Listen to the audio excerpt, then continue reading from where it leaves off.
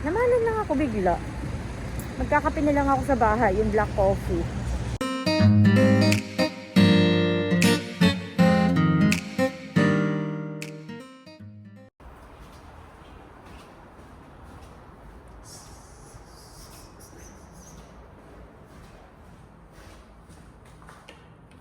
Lalabas ako, hindi ko alam kung ano yung bibilhin ko. Kasi, wala kaming stock sa ref. And hindi ko din alam kung ano yung kakainin namin. Basta, lalabas lang ako. Titingin-tingin lang ako sa supermarket kung ano yung pwedeng mabili. Kaya nakamask ako, nakaganito, kasi sobrang lamig sa labas. As in negative po ang weather sa labas. Simula ngayon hanggang sa mga susunod na araw, negative ang weather dito sa Busan. So good luck sa mga nasa Seoul or nasa ibang lugar pa ng South Korea. Kasi dito sa Busan, di ba, ang Busan ay isa sa mga warm na place ng South Korea. So pag negative dito, mas negative pa sa ibang part ng South Korea. So good luck sa kanila. Ayan. At habang nagsasalita ako, nag-ano siya, nagbe-blur siya kasi yung hininga ko napupunta dito. Ito yung mahirap kung nakasalamin ka, tapos magmamask ka. Kainis. Happy New Year! Happy New Year, guys! Happy New Year! Happy New Year! Ngayong New Year sa 31, wala akong ihahanda. Parang nung Pasko din, Noche Buena, hindi rin ako nakapaghanda kasi nga nag-tour kami. So, ang ginawa lang namin ng husband ko, kasi kami noon. So, mayroon lang kaming cake, tapos yung wine, nag-inom lang ganun.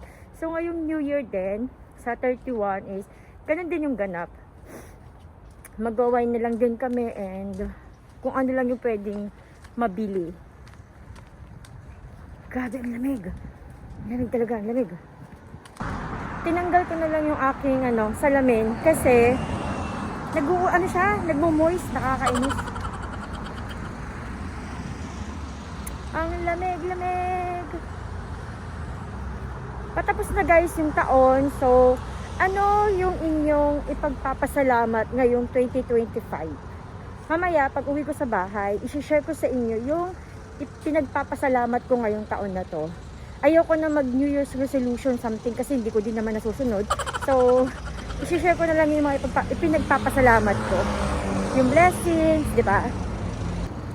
Kailangan, parang nire-remind natin yung ating mga sarili sa mga blessings na nakukuha po natin.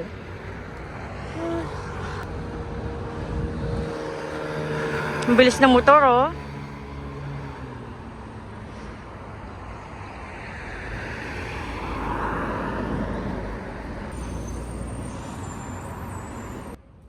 Tayo sa Home Plus. Ano kaya magandang bilhin?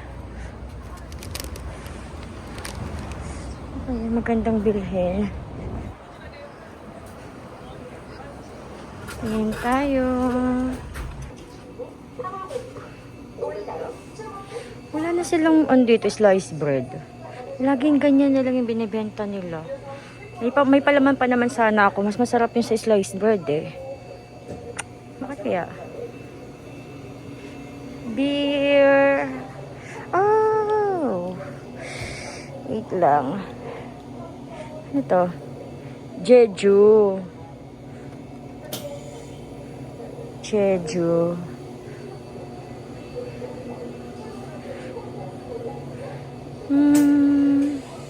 Parang hindi pa sila nag-check Dito kasi nakalagay yung mga discounted nila. Wala pang laman. Tingnan natin dito. Maxine Coffee. Alam nyo, sa dami ng iniinom ko na ganito dati, hindi naman sobrang dami. Parang everyday, di ba, umiinom ako ng ganyan. Nanawa ako, naumay na ako. Kaya hindi na ako umiinom ngayon nito. Minsan na lang, as in minsan lang.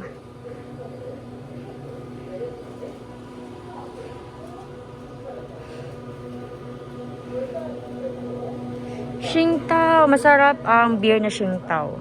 Isa sa mga favorite ko. Wala akong maisip lutuin. Magtokbuki kaya ako. Wala akong maisip bilhin. So siguro, itatry kong tanungin si Mr. Dax kung gusto niya magtokbuki. Tatokbuki na lang kami. Tawagan ko muna siya. Ayaw ni Mr. Dax na tokbuki, kaya ginawa ko, bumili na lang ako ng tortillas, tapos corn, nagawa na lang ako ng parang tortillas nga, na may tuna, yun na lang. Ayaw naman niya.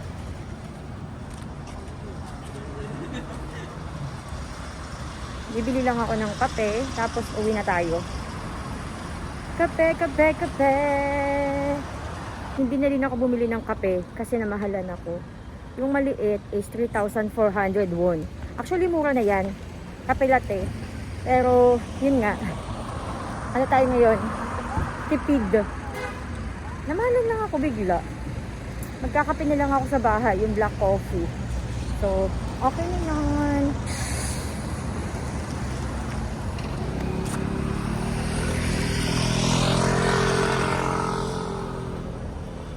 Nung Pasko pala, nung Christmas, 25, nag-dinner kami kasama ng anak ni Mr. Dax, si Jiho. Nag-dinner kami, tapos after noon ay, nagkape kami together. Tapos konting kwentuhan, ayun. Yun yung aming Pasko. Celebration ng Pasko. Nung buhay pa yung mother-in-law ko, hindi kami lumalabas pag Pasko. Parang first time namin lumabas ngayon na magkakasama ngayong Pasko. Kasi 'di ba, hindi naman sila naniniwala niyan. And ngayon kasi, syempre mag-isa na lang si Jiho. So, ayun. In-invite namin siya at sakto naman na wala siyang pasok. Grabe. Nakakahingal ang nakamask habang naglalakad. Kaso no choice ka naman. Kasi ang lamig 'di ba? Ang sakit sa mukha pag hindi ka nagmamask. Alam mo, uwi na tayo sa bahay. Parang yung binili ko, yung tortillas, parang ano lang siya. Parang merienda. Wala akong maisip talaga kainin. Kanina is nag-noodles lang ako. Pero syempre kailangan natin mag-isip ng medyo healthy na food. Diba? Hindi pwedeng yung hindi healthy. Lalo na sa panahon ngayon. Lalo na sa edad natin na medyo papunta tayo ng 40. 3 taon na lang guys, magpo-40 na ang pini-adyo mo. So kailangan natin maging healthy. Grabe lamig. Ang lamig. Yung mukha ko, bilog na bilog, no? Ito yung jacket na to, bigay ito sa akin ng biyenan ko. Isa to sa mga binili niya sa akin. Sobrang warm. Noong una hindi ko gusto kasi ang laki-laki niya. Pag ito yung suot ko, hindi na ako pwedeng mag-winter jacket. Ito lang talaga. Pero sobrang warm naman siya. Gamit na gamit ko siya pag lalabas lang ako dito sa neighborhood namin. May bibilhin lang ng mabilisan. Ito yung lagi kong suot.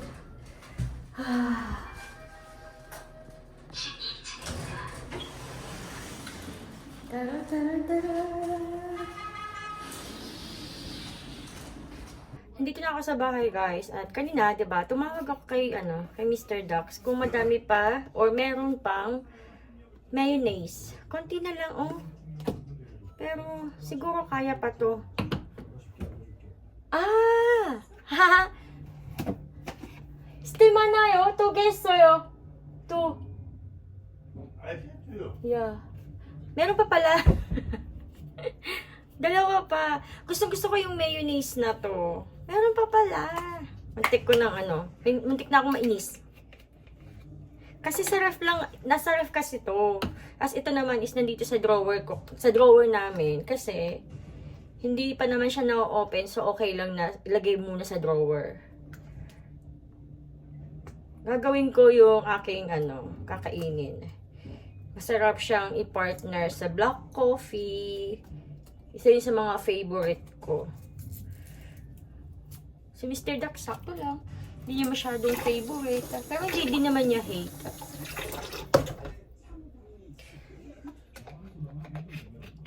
Ang ating mga ingredients ay syempre ito mayonnaise, itong honey mustard, kahit wala nito, pero mas masarap siya pag may ganito. Tapos syempre hindi pwede mawala yung sibuyas. Tapos yung binili ko kanina na corn, nasa 1,001 lang to. Tapos syempre ito kailangan po natin ito tortillas. Syempre, hindi pwedeng mawala ang tuna. Ayan, yun ang ating kailangan mga gamitin. Umpisahan na natin.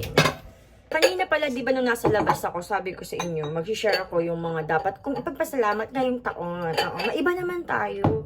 Kasi puro na lang tayo New Year's resolution, hindi naman natin natutupad, di ba? So, yung ano na lang yung pagpapasalamat natin na natanggap natin na blessings, mga ganyan.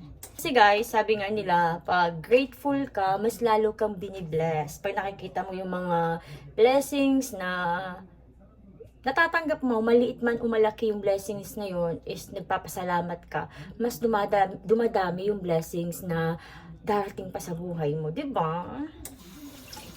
And totoo yan guys, alam niyo yung tipong kahit simpleng bagay lang is sobrang thankful ka and na-appreciate mo, mas gumagaan yung pakaramdam mo, mas nagiging kontento ka na. Hindi naman sinasabi na ayaw mong magkaroon ng mga magagarang bagay, mga luho, ganyan. Pero, alam mo yung kontento ka muna sa kung ano yung meron ngayon, is magandang bagay din po yan siya. As in, sobrang ano ko siya, sobrang tested na. Tested no? Open muna natin yung, cord. Anyway, isa sa mga pinagpapasalamat ko sa taon na to, syempre is, about sa brother ko kasi 4th year college na siya ngayon sa education. Sobrang thankful kasi ilang tumbling na lang guys. Hindi ako makapaniwala na, alam niyo yon na nakaraos ng 3 taon yung brother ko. Si Junjun, yung yung kumikembot kong kapatid. Sobrang thankful kasi lagi ko talaga pinagpipray yan na provision, i-provide lahat ng pangangailangan ng brother ko. Siyempre nakakapagbigay ako, pero I know, si Lord pa din yung nagpo-provide nun para sa kapatid ko. Hindi ko inaangkin na ako yung nagbibigay, sa akin galing yung pera, sa amin ni Mr. Dax. Inaano ko siya na galing yun sa Lord. Tapos, isa pang pinagpapasalamat ko is yung health ng mama at papa ko. Kasi 'di ba, syempre tumatanda na din sila. Ngayong taon na to is 60 years old na sila. Actually, syempre pag 60 years old ka, 'di ba, dapat magara yung yung handa nila, ganyan. Pero ako kasi alam ko yung priority ko. So, alam naman ng parents ko yon, kaya hindi ko din sila as in nabigyan ng malaking pera na panghanda pang sa 60 years old nila. Kung ano lang yung kaya ko, yun lang yung binigay ko talaga. And pasalamat pa din naman na kahit papaano naiintindihan nila. And yun nga, pasalamat din kasi sa health, 'di ba? Alam niyo yun, yung may gastusin ka, nagpapaaral ka sa kapatid, tapos kung sasabayan pa yan na may magkakasakit, isa sa family members mo, 'di ba? Mabigat 'yun. So sobrang blessing talaga. Thank you Lord sa sa health ng family ko ngayong taon na 'to. Maraming salamat po talaga kasi wala naging problema. Maraming salamat. Ito yung ating gagamitin lang na corn. Hindi madami ha. Tapos next naman is, ngayong taon din na to, yung 10 years anniversary namin ni Mr. Dax. Alam niyo naman po yun. 'Di ba? Nag-anniversary kami sa Thailand. Nakalimutan yun, no? Nag-anniversary kami sa Thailand. And syempre, doon din ako nag-birthday. Ang aking 37 years na birthday. First time ko din sa Thailand guys, and sobrang thankful din talaga ako kasi provision din ng Lord yun na nakapunta kami doon. Lahat talaga is from the Lord guys. Sobrang na-appreciate kong Panginoon. Praise God sa lahat-lahat ng pagsagot niya sa mga prayers ko. Sa totoo lang guys, talaga ako, worry ako nung pupunta kami ng Thailand kasi sabi ko, kaya ba ng budget namin? hindi naman mahal sa Thailand, pero 'di ba kasi syempre ano lang ba yung income namin, source of income namin ni Mr. Dax, 'di ba? Tapos ayun nga, may pinapaaral pa, ganyan, tapos mga bayarin. So, medyo worried din talaga ako sa budget namin. But praise God, thank you Lord, kasi nga nag-provide din po talaga siya para sa tour namin na yun, sa travel namin. And sobrang nakaka-inspired talaga pala mag-travel. Kaya ang daming na-addict mag-travel kasi iba talaga yung naibibigay niya sa ating kaisipan, sa ating mental health. Yung pag nag-travel ka, as in, gugustuhin mo ulit mag-ipon para makapag-travel ulit. Kasi ang sarap sa feeling. Sisipagin kang bumalik sa trabaho para may ipon ulit, para makapag-travel. Diba? So, sobrang thankful talaga ako. Kasi first time ko din yun na makalabas ng ng Pilipinas at Korea. Thailand ang pangalawang country na napuntahan ko. Praying tayo na makapunta po ng Vietnam.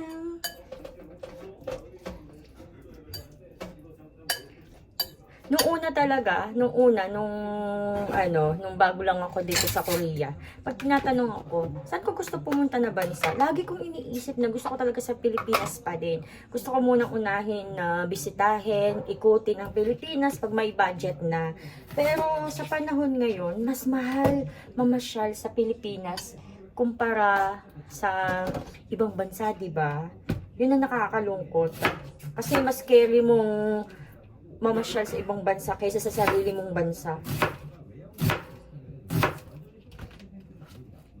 Kasi sa Pilipinas parang lahat may entrance fee, pamasahe, mahal na din, pagkain, mahal na din. Yun yung mabigat sa bulsa. Pati yung mga, syempre pagsasakay ka ng airplane, mahal din. Pero depende din naman kung makakahanap ka ng budget na tawag doon na airfare, di ba? Swertihan din talaga. Pero ayun nga, ngayon is gusto kong pumunta din ng Vietnam. Maliban sa gusto kong ma-experience talaga din doon, mayroon din akong cousin doon na nagtatrabaho. Si Michael, English teacher siya doon. So next na ipagpapasalamat ko, ilan na yon? 3, di ba? Paano 3? Kay Jun, sa kapatid ko, sa health, tapos yung sa tawag doon, sa anniversary namin. And next, syempre sa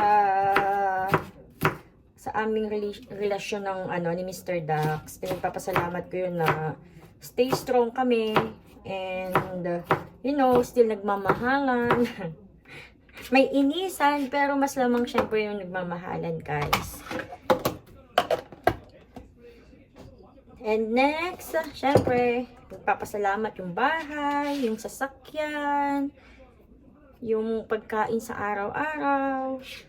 Sobrang thankful talaga. Maraming salamat. And sa sahod sa Facebook page, kasi sa Facebook page kahit papaano monthly ako sumasahod. Hindi naman siya malaki, pero kahit papaano monthly.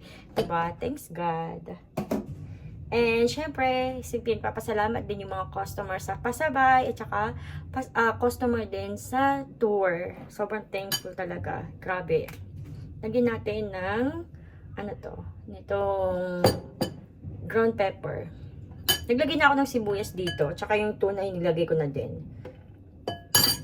Alam nyo guys, ngayong taon is wala naman ako masasabi na nabili para sa sarili ko. Yung bonggang bagay, wala akong nabili. Pero, happy ako.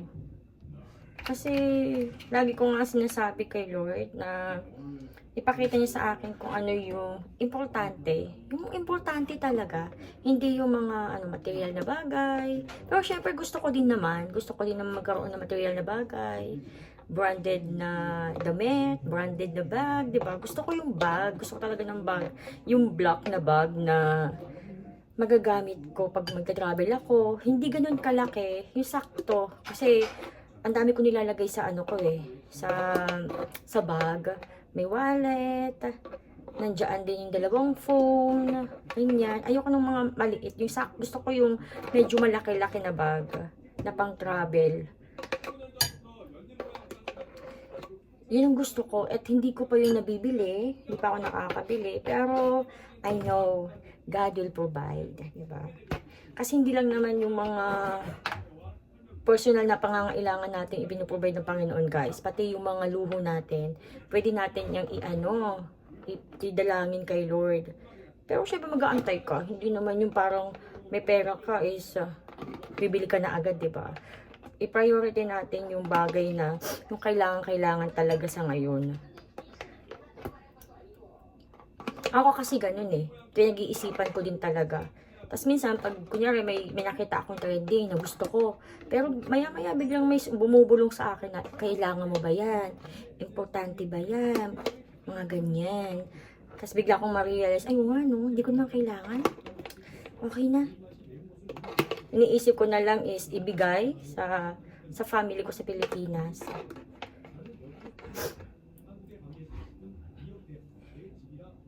Pero hindi ko naman din pinapabayaan yung sarili ko. Like, kahit paano, nakakagala, di ba? Nakakagala-gala ako dito. Nai-enjoy din naman ang buhay sa Korea. Hindi ko din naman inaaway yung si Mr. Dax para lang, makapagpadala sa Pilipinas kasi naintindihan naman niya. Isang bagay yun, dapat pinagpapasalamat din natin. Dapat hindi din inaabuso yun, ha? Kasi yung iba, abusado din eh. Yung tipong lahat na lang, inaaway pa yung mga asa-asawa nila. Kasi hindi nagpapadala sa Pinas. That's very bad. Very, very bad. Kasi pinakasalan kayo ng asawa nyo, kayo. Hindi kasama ang pamilya nyo. Diba? Pasalamat pag tumutulong. Pag hindi tumulong or hindi lagi tumutulong, magpasalamat pa din. Ang iba kasi nagkakagulo sila, hinahayaan nila na mag-away sila ng asawa nila. Ang mahalaga sa kanila is makatulong sa pamilya. Di bali nang magulo sila ng asawa niya, ng partner niya, wala silang pakialam. Ang mahalaga is makapagpadala sa Pinas. Hindi yun tama. Hindi ko sinasabi huwag kayong tumulong sa Pilipinas. Pero syempre, mahalaga po talaga na maayos yung relasyon mo sa asawa mo. Lalo dito sa Korea. Kasi siya talaga yung partner mo. Siya dapat yung kakampi mo dito. Diba? So, dapat siya yung priority. Yung priority mo is maging maayos muna kayo. Tapos, ipag-pray nyo. Ipag-pray nyo na haplusin yung puso ng husband nyo na pumayag na magpadala sa Pilipinas. Ganun. Wait lang, dyan muna kayo ha. Kukunin ko lang yung asin. Kasi lalagyan natin ng asin, asukal, itong ginagawa natin.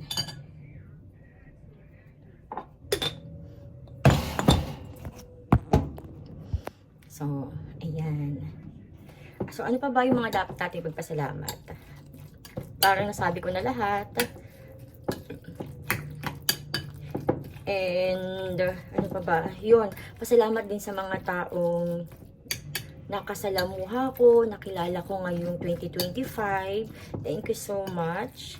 Sa lahat ng experience, ng learnings, thank you so much. And doon sa mga kaibigan ko na hindi ko na kaibigan ngayon, thank you so much pa din. Kasi, hindi ko naman sinasabi na masama sila, kaya hindi ko sila friend ngayon. Mabubuti silang tao, guys. At minsan talaga is meron lang hindi pagkakaunawaan or minsan hindi na kayo vibes ganun. Hindi na kayo pareho ng bet, hindi na kayo nakaka-relate sa isa't isa. So kailangan nang maghiwalay. Pero it doesn't mean na masama yung tao na yun, di ba? No. Ganun lang talaga. Ang tao sa buhay natin is may dumadating at may umaalis. So, ayun. Salamat sa kanilang lahat. Thank you so much. And syempre, welcome tayo sa 2026 sa mga bagong makikilala, sa bagong adventure, sa bagong blessing. Thank you, Lord, agad-agad. Diba? And syempre, thank you sa lahat ng mga sumusuporta sa akin sa mga vlog ko, sa mga sinishare ko. Thank you so much guys. Lalo na yung, yung nagsumuporta talaga simula't simula pa nung nagbablog ako. Thank you. Maraming salamat po talaga. Ayan. Ganyan siya. Diba? Tapos, ipiprito lang natin yung tortilla, tapos ipapalaman natin doon, at kakain na po tayo. Pero tatapusin ko na yung aking vlog kasi hindi ako makapag-vlog maayos dahil magulo yung yung paligid ko. Kailangan kong maghugas and everything. So, ayun guys, maraming salamat. And kayo, ano yung ipinagpapasalamat nyo ngayong 2025? I-comment nyo dyan at para mabasa ko. And kung meron kayong wish or kung meron kayong gustong ipag-pray, i-comment nyo dyan at sasamahan ko kayong ipag-pray yun guys. So maraming salamat guys and Happy New Year! Happy New Year!